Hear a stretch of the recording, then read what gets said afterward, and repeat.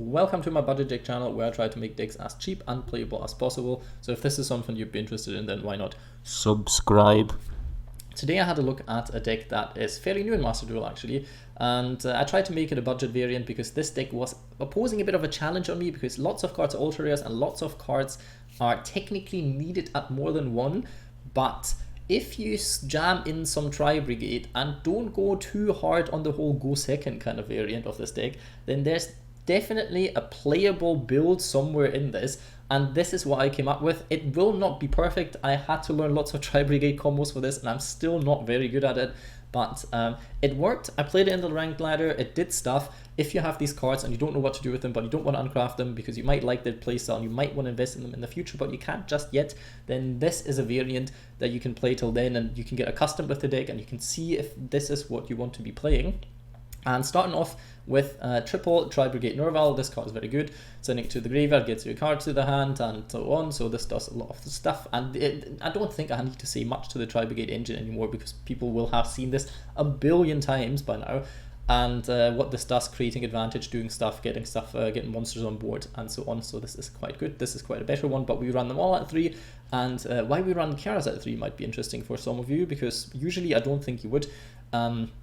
But this one has quite some neat usages in here, which is it can discard one other Beast Warrior or Winged Beast monster, which is your Scareclaw monsters.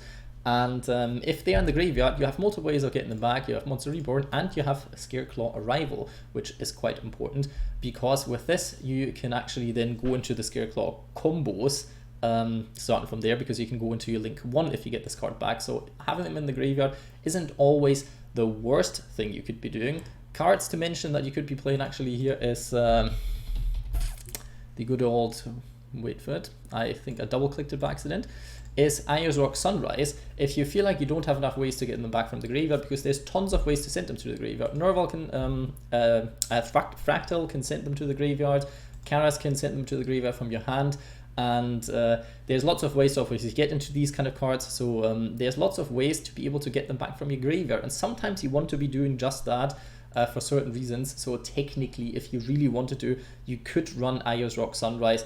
Wouldn't necessarily recommend it, but it is a possibility, especially in this kind of build. You don't run too many super rares. If you for some reason have one of them, could try it out. It's not going to hurt you, but it's also not ultra necessary, I'd say.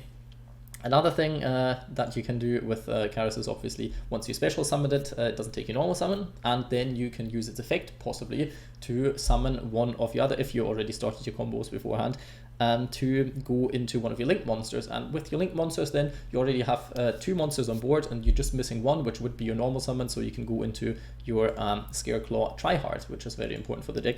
So this is why I like this card at 3. Tri-Brigade Kitt, very good. Sending Tri-Brigade stuff to the graveyard can be super nice.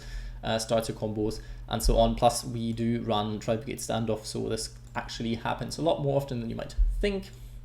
Ash Blossom and Joyous Spring, this card comes in the Master Pack thing bundle for free. So I kind of expect you to have one of these cards at this point. If you don't have it, play like triple Book of Moon instead of Infinite Impermanence and Ash Blossom, but obviously going second, Infinite Impermanence and Ash Blossom can be a bit better. That's why you see most people on tournaments run these cards instead of Book of Moon, for example. So yeah, Scareclaw Astra is the card that makes your monster in the extra monster zone attack multiple times, possibly if you have multiple Scareclaws on board. This card does piercing damage, well, it gives your monster piercing damage, and this one boosts your monster by 300 attack for each defense position monster you control.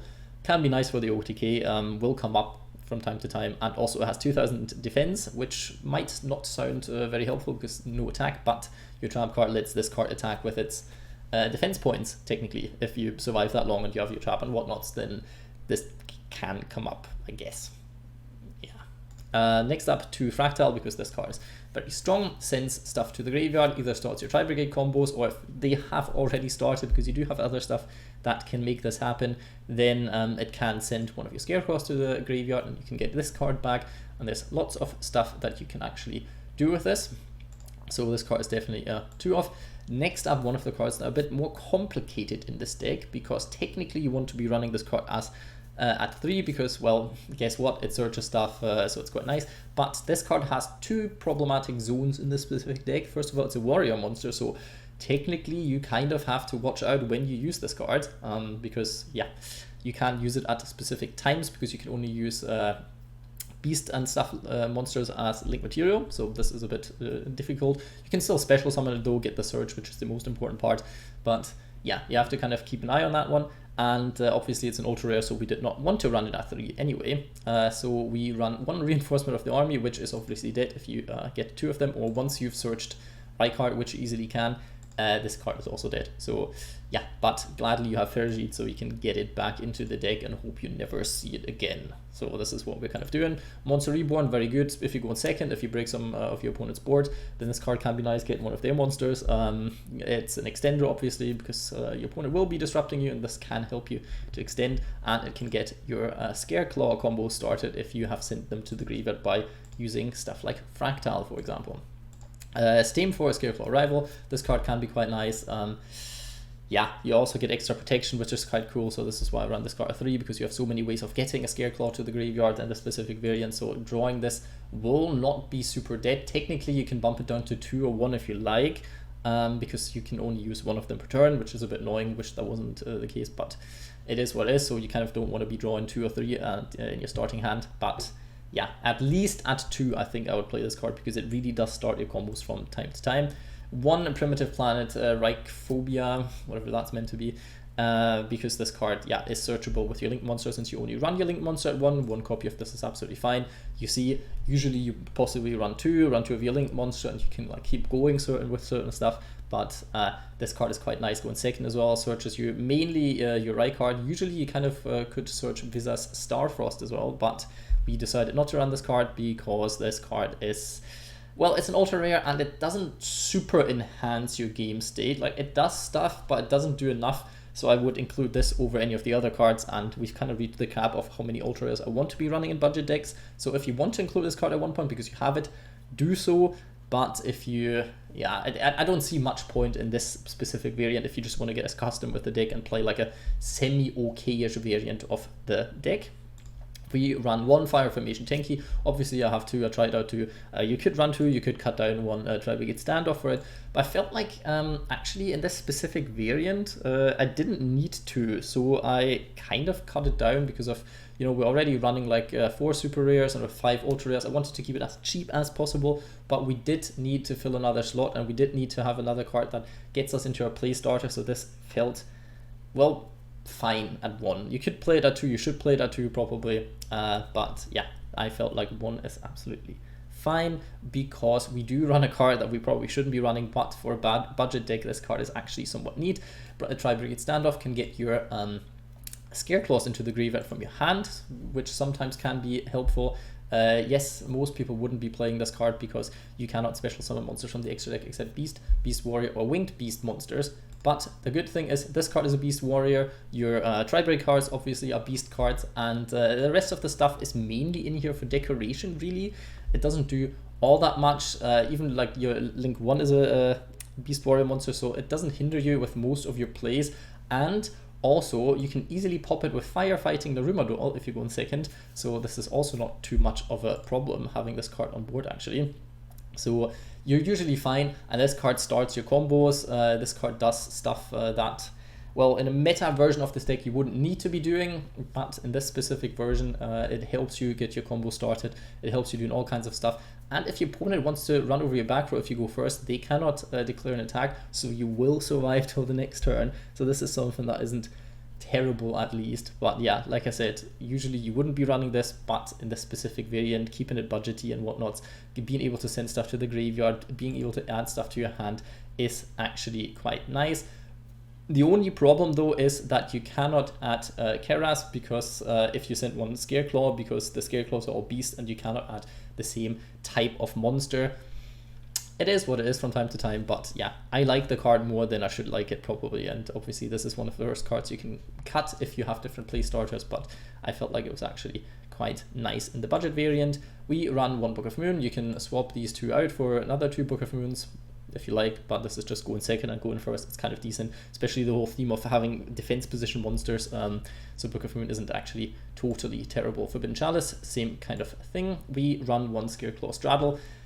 At the start, I was a bit hesitant about playing it because I kind of tried to make this deck more go first, and then this card felt kind of stupid, but going second, it's a very good option to search off of Reichheart if you want to be OTKing and you have the stuff for it, because this card can help you massively with this, and technically it's also some protection if you draw into it, so it's not terrible. So definitely worth running at 1. If you don't have it, would I say craft it?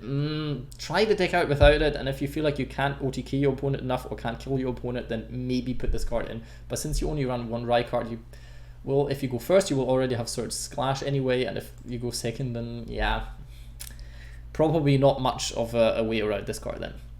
We run one Tri-Brigade Revolt. There is a way of how you can actually do both.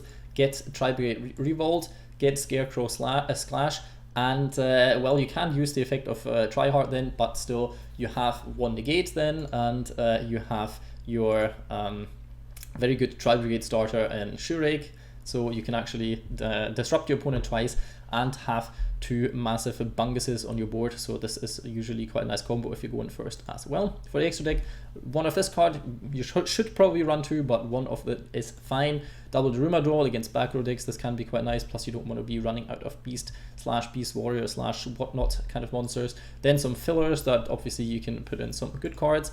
Ferryseed, because this card does stuff, can actually get your plays out when you get into this card with Kerass and you have another Tri-Brigade or another beast monster in your hand that you couldn't summon otherwise, then this card helps you extend your board state without using your normal summon, which can be somewhat nice if you have like a monster packed hand, which usually you won't really have, but could be. And technically it helps you being able to draw into a cards that you might want for the turn, rather than getting rid of one of your cards that you do not want, which can happen quite a lot. This card you have to watch out, because this is the only card that actually locks you into special summoning Tri-Brigade monsters. Yeah, that's why this collides with Tri-Heart. Keep that in mind, because that's kind of important. But technically, if you go second, you don't overly need this card. Sometimes you need the discard effect, but that doesn't matter. The search effect isn't really all that necessary, but yeah, technically you could be using it, but going first, this card does a lot. Decode Talker, Powercode Talker, this is just filler stuff that you can use if you don't have anything else, anything good, like Appaloosa, Access Code Talker, Ancient Warriors, the card that does some stuff usually. And yeah, then we are on Triple Rugal. Probably don't have to run it at 3, but sometimes it comes up, sometimes it might not. We will see. We definitely need one Tri-Heart. 2 is a lot better. In testing, I feel like I really wanted to, especially if you go first and your opponent somehow gets rid of it, then you massively lose your OTK potential. You still have the Tri-Brigade stuff and whatnot. It's not too bad, but technically, if you have 2 of this, play 2 of this, like, please. One Rasterliger can be quite okay. It's the budget version of Access Code Talker, because I get this card for free. And 1 or 2 Shurikes, no matter, like, depending on how deep you want to go into the whole Tri-Brigade kind of stuff, 2 isn't too bad either. Other cards you could be considering, technically Small World, there will be something in here that can help you get into starters.